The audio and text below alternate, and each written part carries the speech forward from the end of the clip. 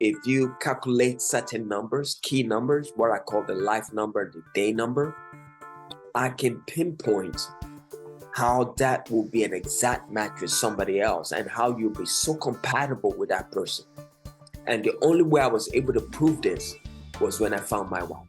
This is episode number 588 with Desirel Lawrence. We are going to be talking about the science of finding your soulmate, and we're going to look beyond superficial traits. We're going to talk about numerology and all kinds of really interesting, different ways of looking at matchmaking and love.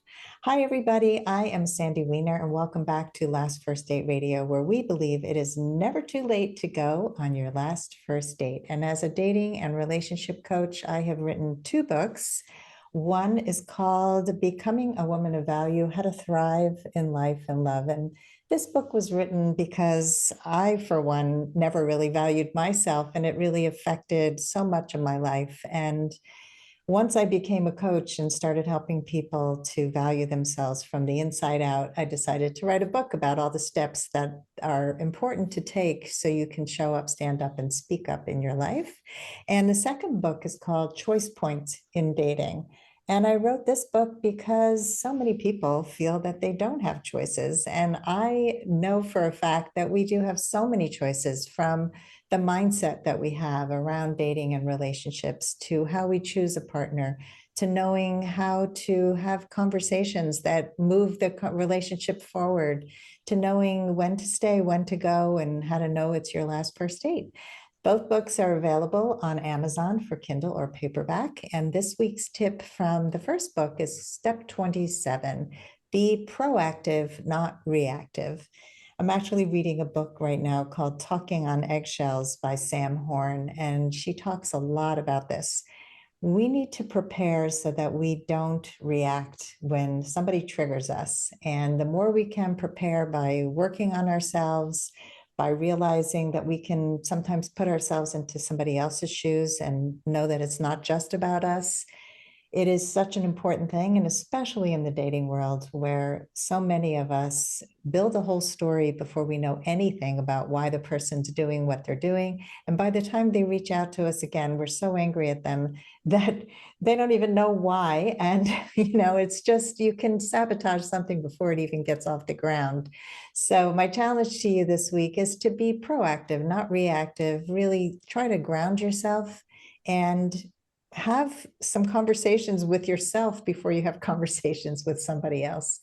Before I bring Desirel on, I want to just invite you to join my Facebook group. It's called Your Last First Date. And this is a wonderful, proactive Facebook group for women over 40 who are looking to grow on their journey to lasting love. So whether you are single or in a relationship, this is a fantastic place for you to grow and learn and go on your last first date.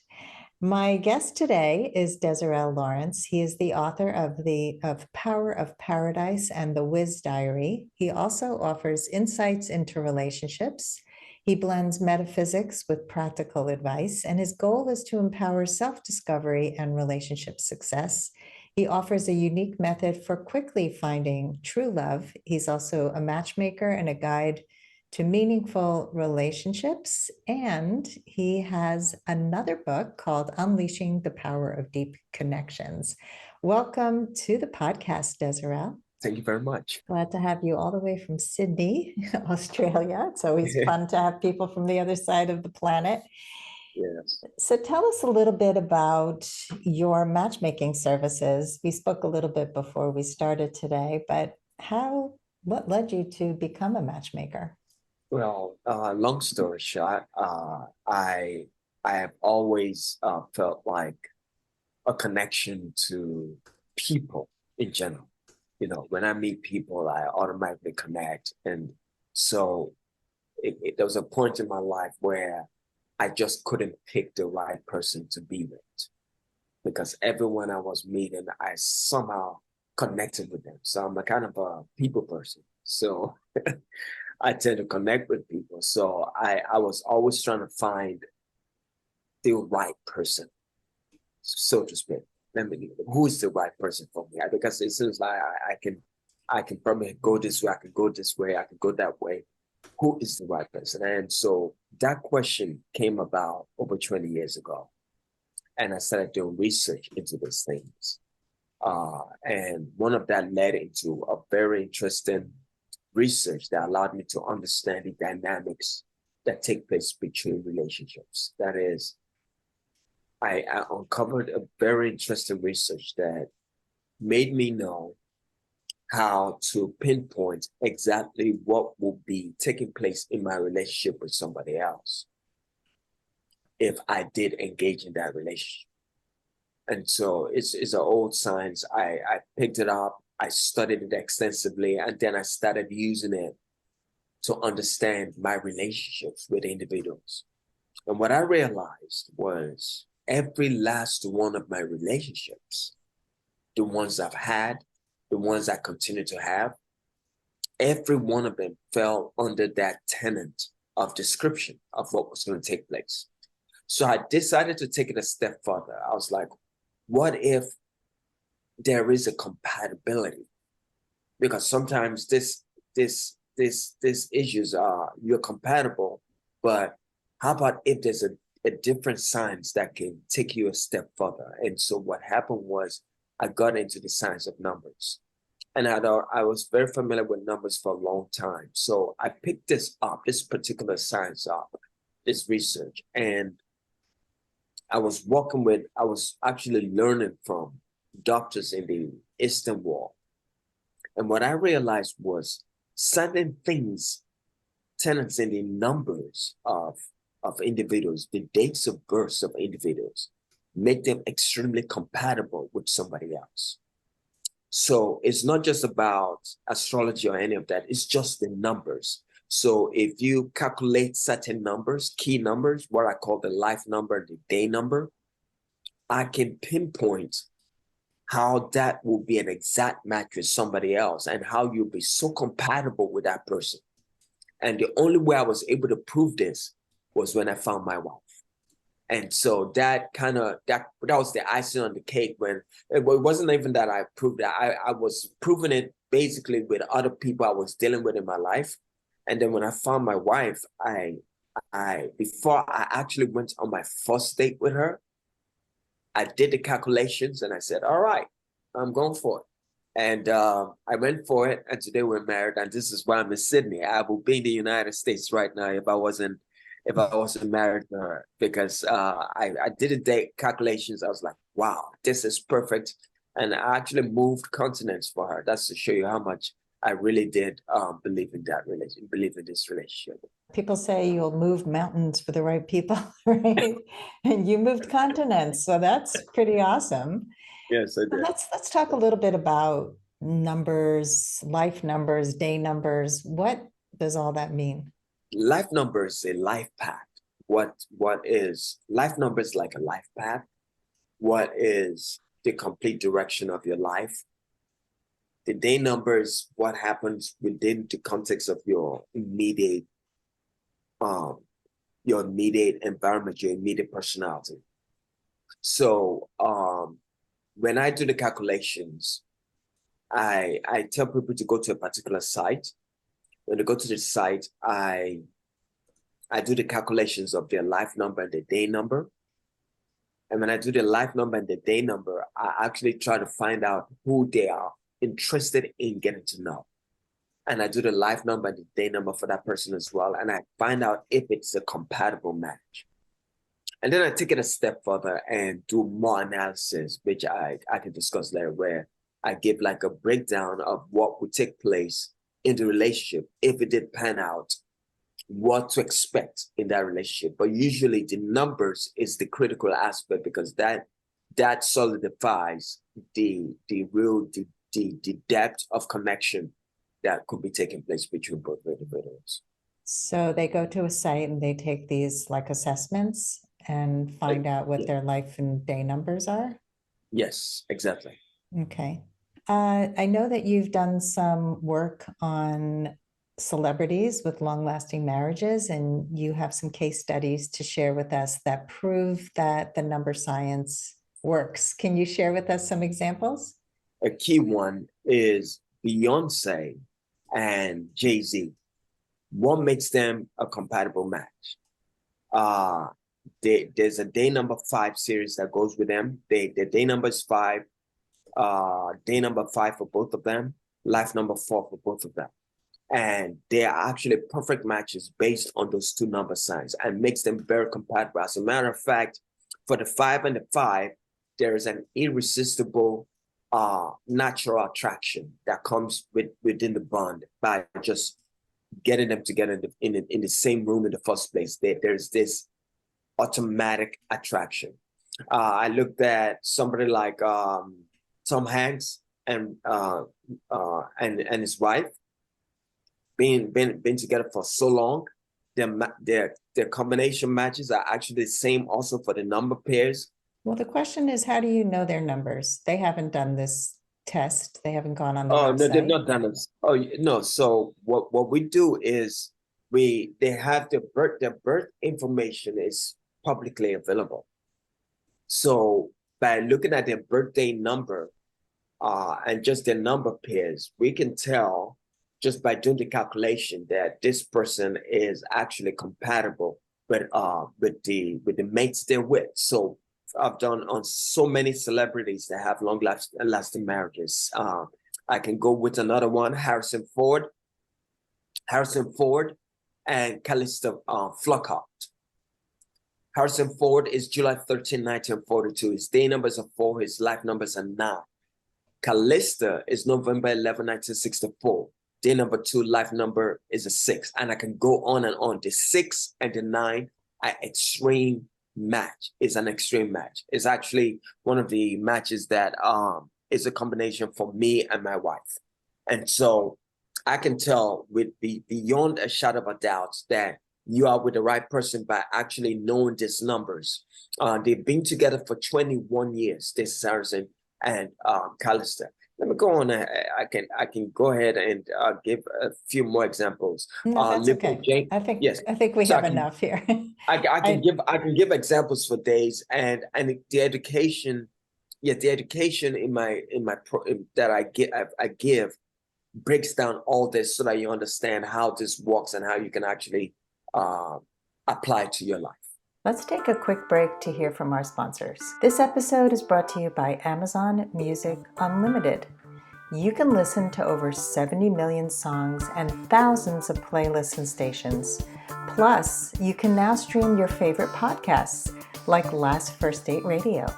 You can listen to any song, anytime, anywhere, on any of your devices. Get Amazon Music Unlimited for free for 30 days. Just head on over to getamazonmusic.com/lastfirstdate to learn more and claim this offer. Yes. So for all the people who are skeptics and saying this makes no sense, give us a little bit more context around this, because people can have similar birthdays. I mean, Harrison Ford's been married more than once. I'm imagining if he's born in the 1940s, this is not his first wife. And people could have similar birthdays and be not compatible, I'm imagining. So give us a little bit more on this. So like I said, you see, so you might find somebody that, and astrology, God bless astrology. I think it's is a gift to mankind for our generation. But usually you might think because somebody is an astrological sign that is compatible to yours based on the given natural systems of things that you're actually a compatible match.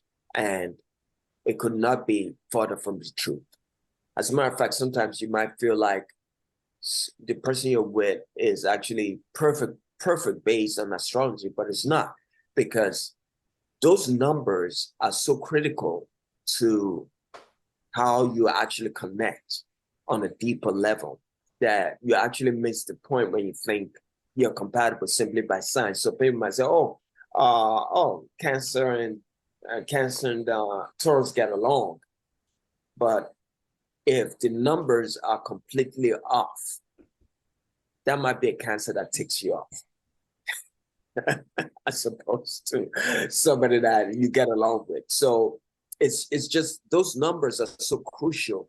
But because we've done extensive study on a number of all this um, individuals that match based on the numbers, on long-lasting marriages that last, we can tell that you will be in a very good relationship with an individual based on those numbers. At least it will be harmonious. It will be something where you have a level of understanding, a level of companionship, a level of love. But even deeper than that is finding the ones that actually connect you on a deeper level of love, which we can do as well. And I've been doing this. I've worked with quite a number of people in my academy. I'm actually, like I was telling you this morning, I'm trying to work with a dating guru that is has individuals all over the country and all over Canada, and we're trying to get people to actually find their perfect matches, not just based on superficial qualities of facial attractions, facial features, and things like that, but things that are much more concrete in terms of what can pinpoint the personality of the person in connection to you as an individual and make sense of that. And so that's what I'm doing. But I'm so confident in how this is possible because I use this to find my match. I literally went on the dating app, and I'd gone on a couple of dating apps, and I found this info, and I was like, what is your birthday? You know, because like I said, I told you I'd met a lot of people in my days, and I was like, you know what? Let me just do it right because I have this information. I've never used it the way I should. Let me use it right, and I did. Both number pairs on her number and my number pairs were exact matches. They were like perfect matches, and I took that science and I went off with it. And today I've moved continents. There's another person I helped not long ago that I just connected based on their number pairs. And she was like, you know what? I have all these dates that I'm going out with, but I just don't know who I'm dealing with. I don't know if this would be the right person for me. And I did the calculations and I was like, you know what? Not only are you guys perfect matches, but based on the profile that I gathered on this research of you guys actually do best in marriage. So I was able to give him like the sense of confidence, knowing that he's in the right relationship with this person. And I've done that for quite a number of people on my academy. If you go to myrealloveacademy.com, you'll find quite a number of individuals that I have helped to make a conclusive understanding, come to a conclusive understanding about what the education can do for them. So the numbers matching is an important part, in your world, then matching the numbers. And so what happens if, okay, your numbers match and it seems like the perfect match, but then you have to actually live together. You have to get along together. Do you teach other parts of relationship skills to help people really have these beautiful relationships? It's interesting you say that, Sandy. And people think the journey of love just starts and all of a sudden there's love and it's roses all throughout the picture. That doesn't happen. It is so far from the truth. And this is why it's important that when you get into a relationship, it is so intentional. Because if it's not intentional, you quit before you actually see the beautiful roses at the end of the road. You don't see those roses because you quit. It's not intentional enough for you to say, I am going the distance. The problem is most people think if it doesn't work the first week, the first 2 weeks, I'm throwing in the towel and I'm going to check for I'm checking out, I'm looking for somebody else. And you cannot be doing so much disservice to yourself in a situation where you actually found love and then you second guess it. And this is what I try to do. I try to take out the second guessing out of it so that when you get into a relationship, it's very intentional. You know that you're doing this for a long-term vision. You know that you're compatible in the first place. The reason why you actually first get along in the first place is because there's compatible ingredients. When you live together, it's a completely different animal because you might be the neatest freak on town, the neatest person in the world, and you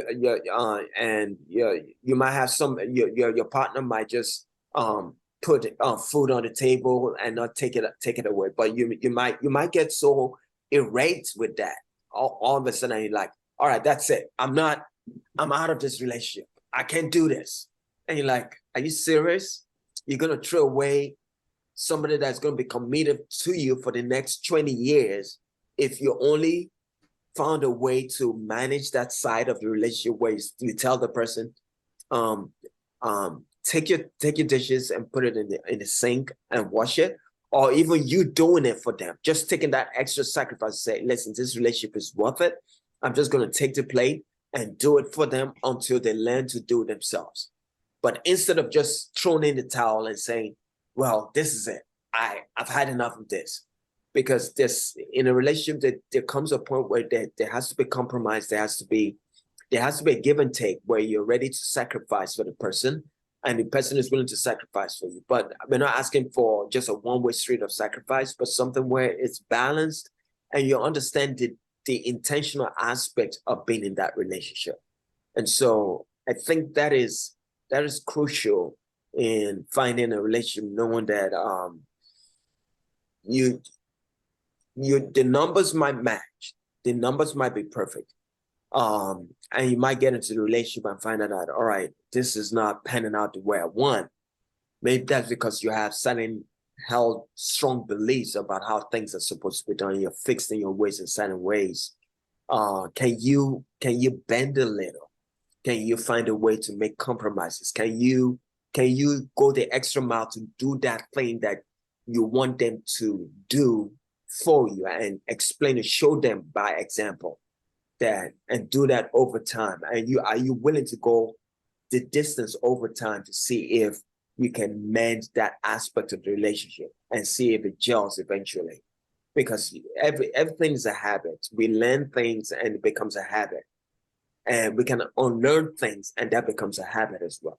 So I believe that is a crucial part of relationships, and I think it's something that everyone should learn to do, if they intend to go the distance with a particular individual in life. Yeah, I totally agree. I mean, you talk about intentional, which is such an important word, and so many people come to relationships with beliefs that are very limiting. And in the whole online dating world, there's so much choice for people that a lot of people just keep choosing the next person without Yes. working on Yes. the relationship in front of them. And they never discuss any of the important things. And so I couldn't agree more that we need to slow down a little bit, take our time, and Yes. really get to know somebody, really be intentional, have those hard conversations. Don't make it all about you. Be willing to explore whether you are doing something that is getting in the way of healthy relationships. Yes. Let's talk about your other books, The Power of Paradise and The Wiz Diary, where you explore human connection and introspection. How Yeah. do these topics relate to your work in helping people find love? I think on that scale, I talk about love on a broader scale. I talk about love on a brotherhood of mankind kind of scale, where I mean, think about the war in Gaza right now and things like that. When will that end? When will that end if there's not a common understanding between mankind that makes us understand that there's something inherently that connects all of us together on a profound level that makes us brothers and sisters? Something that connects us on a deeper level that makes us all part of the same fabric of the spirit of life that is so endearing that if we could only appreciate it a little more, we understand we can go the distance together without so much of an offense against each other. But I I kind of wrote the book, and I started with so many stories in Power of Paradise that allows people to understand how to become much more aligned to their greater self in terms of love as a person, as a being. I I break down the myths of gender inequality in one of the stories, because gender equality is just it pits the opposites against it pits people opposites against each other. Man, woman, black, white, good, bad. It has all these synonyms that make you automatically develop a judgmental attitude towards something. It's not some of these things that we call racial or whatnot does not even exist. It's just automatic. It is not. Nobody does it intentionally. Nobody, because there's so many layers of opposites in society that makes people feel like, oh, he's a man, oh, he's a woman. All right, so she doesn't know what she's doing because she's a woman. It's like it's so much prejudgment that comes from definitions that makes us want to align with a better version of a worse version, and it's not healthy. And so sometimes in the first story in the book, I talk about the talk defining yourself with the best representation of you so that you live beyond the page of collective stereotype. And I think that is the best representation of you should be one that is positive and is has meaning and gives direction in terms of who you are and empowers you to be better, empowers you to connect the world together, empowers you to love, because love is crucial. People don't talk about love so much because there's not so much drama around it. It's just so much peace. But when you see something blown up and things going, you get excited. So anything that is excitable usually comes in a negative connotation at the end of the day, because people are shouting, screaming, there's so much excitement. But usually that's when things are going the wrong way. So excitable does not always mean good. It could actually, you can convert that and make excitable, you can make excitable love in so many ways, where you can change that dynamic where what makes you excited is love as opposed to something negative or something combative, you know. But I think in that sense, I believe the idea of finding comfort in finding comfort in brotherhood of mankind, and finding a line where everybody can come together and make sense of the world is what I did in Power of Paradise. I reached out from the beginning to the end. I took people from a journey where they could find connection in the people of the earth.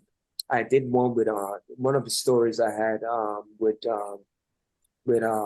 where somebody was sitting down in the house, and all of a sudden there's an explosion down the street, like an explosion that just blows up everything up, and all of a sudden he sees all these colors taking place in the air and just whatever's going on, and come to think of it, the company that designed the reactors designed something so that when it explodes, it creates like a healing effect in the air. Just if something happened to the reactors and it exploded, it created a healing effect in the air. So when the explosion calmed down, people were actually camping down around the place where the explosion took place to get healed of the sickness, because something was happening in the air to actually make them get well in their being. So it was a very interesting story with the newscasters and everybody talking about it. So I have so many stories in there,